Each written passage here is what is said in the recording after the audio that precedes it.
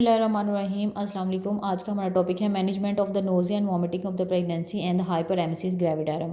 तो इसमें सबसे पहले इंट्रोडक्शन पर देख लेते हैं। तो ये है कि नोज़िया वॉमिटिंग और pregnancy affect the 80% of the pregnancy, और ये मोस्ट कॉमन इंडिकेशन है हॉस्पिटल एडमिशन की।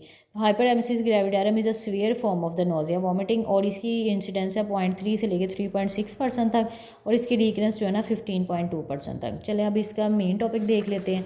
तो सबसे पहले वो पूछ रहे हैं कि how the nausea vomiting diagnosis, कि नोज़िया वॉमिटिंग को आप कैसे डायग्नोस कर सकते हैं। कि only diagnose when onset in the first trimester, और जब आपने अदर कॉजेज एक्सक्लूड कर ली हो तो ये आप नोज़िया वॉमिटिंग को डायग्नोस कर सकते हैं। नेक्स्ट है कि हाइपरडेमेसिस को आप कैसे डायग्नोस करेंगे। तो इसके लिए ट्राइड होती है कि जो प्रेगनेंसी वेट लॉस है मोर देन 5% हो, डिहाइड्रेशन के साइन हो, इलेक्ट्रोलाइट इम्बैलेंस हो, तो उसको आप हाइपरडेमेसिस ग्रेविडारम लेबल कर देंगे। जो नोज़िया वॉमिटिंग की क्लासिफिकेशन है उसके लिए इन्होंने प्यूक स्कोरिंग सिस्टम बताया, वो टेबल मैं आपके साथ लास्ट पे शेयर करूँगी। तो इनिशियल जो क्लिनिकल असेसमेंट है ना, वो आपने according to clinical history examination और इन्वेस्टिगेशन की बेस पे करनी है। इसके लिए इन्होंने ये टेबल दिया हुआ है, तो ये देख लेते हैं टेबल। इसमें सबसे पहले हिस्ट्री पॉइंट्स हैं। हिस्ट्री में आपने पेशेंट की अगर तो प्रीवियस हिस्ट्री है नोज़िया वॉमिटिंग की, हाइपरेमेसिस की, तो वो आपने ज़रूर पूछनी है। और पेशेंट की ना आपकी सवेरिटी को आपने according to PUQE scoring system उसको देखना है कि उसको नोज़िया कितना होता है, वॉमिटिंग कितनी एपिसोड्स होती हैं, इसके अलावा उसको hyper salivation, spitting, loss of weight, और इस तरह के सारे आपने फीचर पूछने हैं। इसके अलावा आपने अदर कॉजेज़ डिफरेंशियल्स जो हैं वो उसके बारे में ज़रूर पूछ लेना है। वैसे तो इसके डिफरेंशियल्स में मल्टीपल प्रेगनेंसी और मोलर प्रेगनेंसी भी आती है, तो लेकिन उनका डायग्नोसिस तो अल्ट्रासाउंड पे बन सकता है या क्लिनिकल एग्जामिनेशन पे अगर पेशेंट की फंडल हाइट ज़्यादा हो। लेकिन अदर कॉजेज़ के आपने सिम्टम ज़रूर पूछने हैं, जैसे कि पेशेंट को गैस्ट्रोएंटराइटिस तो नहीं है, उसको यूरिनरी सिम्टम है, इन्फेक्शन है, ड्रग एलर्जी की हिस्ट्री ज़रूर लेनी है, और हेलिकोबैक्टर इन्फेक्शन, पेप्टिक अल्सर, इसके लिए भाई आपने ना ज़रूर उससे पूछना है। नेक्स्ट है कि आपने डिफरेंशियल जी है, इसके डिफरेंशियल्स कौन कौन से हैं। तो वो मैंने आपको पहले ही बताया कि इसके डिफरेंशियल्स में गैस्ट्रोएंटराइटिस आ जाएगा, पेप्टिक अल्सर आ जाएगा, और यूरिनी कोई सिम्टम है, पायलोनेफ्राइटिस आ जाएगा, मेटाबॉलिक डिसऑर्डर आते हैं, और ड्रग इंड्यूस आते हैं। ये सारे इसकी डिफरेंशियल्स में आते हैं। इनिशियल मैनेजमेंट जो नोज़िया वॉमिटिंग की होती है ना, वो आपने कम्युनिटी में करनी है with एंटीएमेटिक्स। Ambulatory day care management आपने किसकी करनी है, वैन कम्युनिटी और प्राइमरी केयर फेल हो जाए या puke scoring system less than 13 हो, तो आपने उसकी एम्बुलेटरी डे केयर मैनेजमेंट करनी है।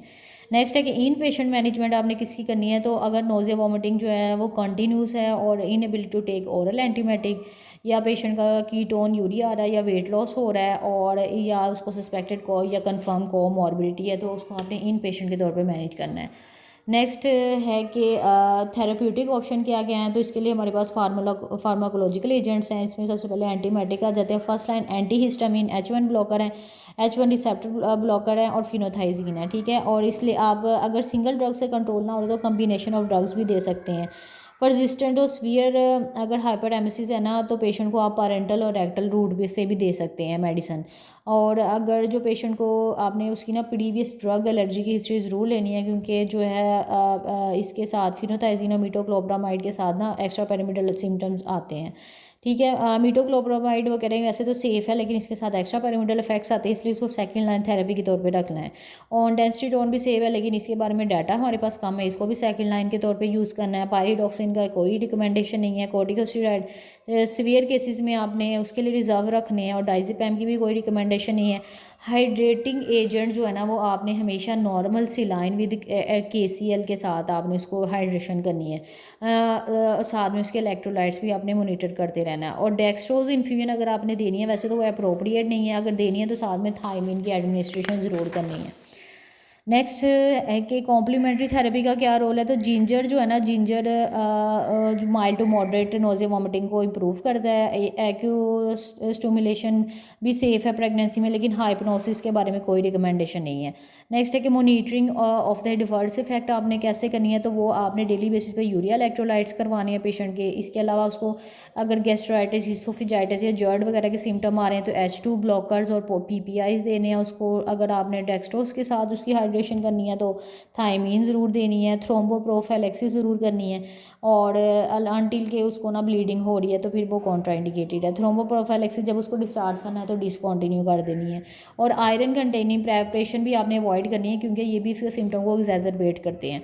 फर्दर मैनेजमेंट आपने कैसे करनी है, तो इसमें आपने मल्टी डिसिप्लिनरी टीम, मिडवाइफ है, नर्स है, डाइटिशियन है, फार्मासिस्ट है, एंडोक्राइनोलॉजिस्ट है, न्यूट्रिशनिस्ट है, गैस्ट्रोएंटरोलॉजिस्ट है और मेंटल हेल्थ साइकेट्रिस्ट है।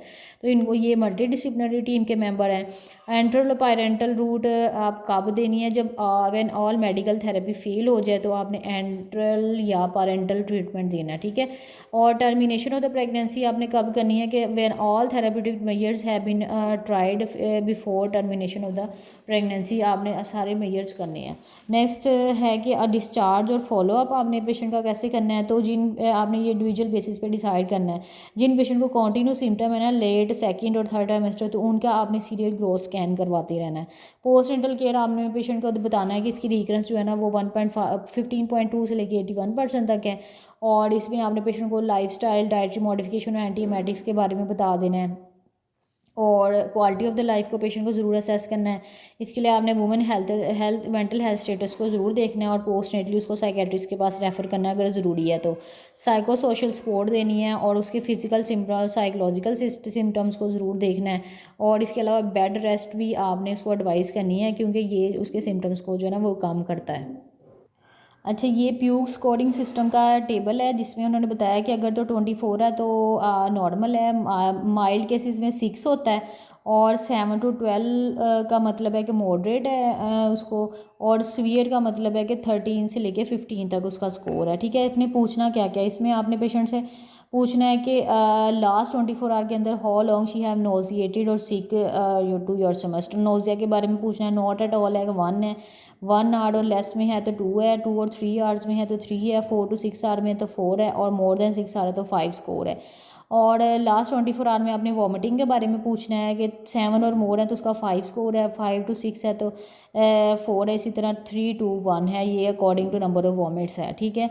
नेक्स्ट आपने उसे रैचिंग और dry heaves without bringing some anything up, उसके बारे में पूछना है कि नो टाइम है, 1 to 2 टाइम है, 3 to 4 टाइम है, तो इसके अकॉर्डिंग आपने उसको ना उसकी सेवेरिटी को देख लेना है, ठीक है। नेक्स्ट ये इन्होंने टेबल गाइडलाइन के अंदर जो है ना ड्रग्स के बारे में भी रिकमेंडेशन दी है। जो फर्स्ट लाइन है उसमें साइक्लिजीन आप दे सकते हैं 50 mg पर ओरम IM या IV 8 ऑर्ली, और प्रोक्लोर पैराजीन है वो भी 6 to 8 ऑर्ली दे सकते हैं। प्रोमेथिजीन है उसकी 12.5 से लेकर 25 mg तक डोज है, 4 to 8 आवर्ली दे सकते हैं। और क्लोरप्रोमेजीन का भी जो है ना 10 to 25 है, ठीक है। सेकेंड लाइन थेरेपी मीटोक्लोप्रोमाइड, डोमपेरिडोन, ऑनडेस्टिरोन आ जाता है, इनकी डोजेज दी हुई हैं। और थर्ड लाइन में आ जाता है कोर्टिकोस्टेरॉइड, हाइड्रोकोर्टिसोन, जो आपने 100 mg ट्वाइस BD में देना है, और BD में देना है। और क्लिनिकल इंप्रूवमेंट जब हो जाए फिर आप ओरल उसको प्रेडनिसोलोन 40 to 50 mg पे शिफ्ट कर दें और ग्रेजुअली उसको टेपर ऑफ कर दें। चलें, थैंक यू।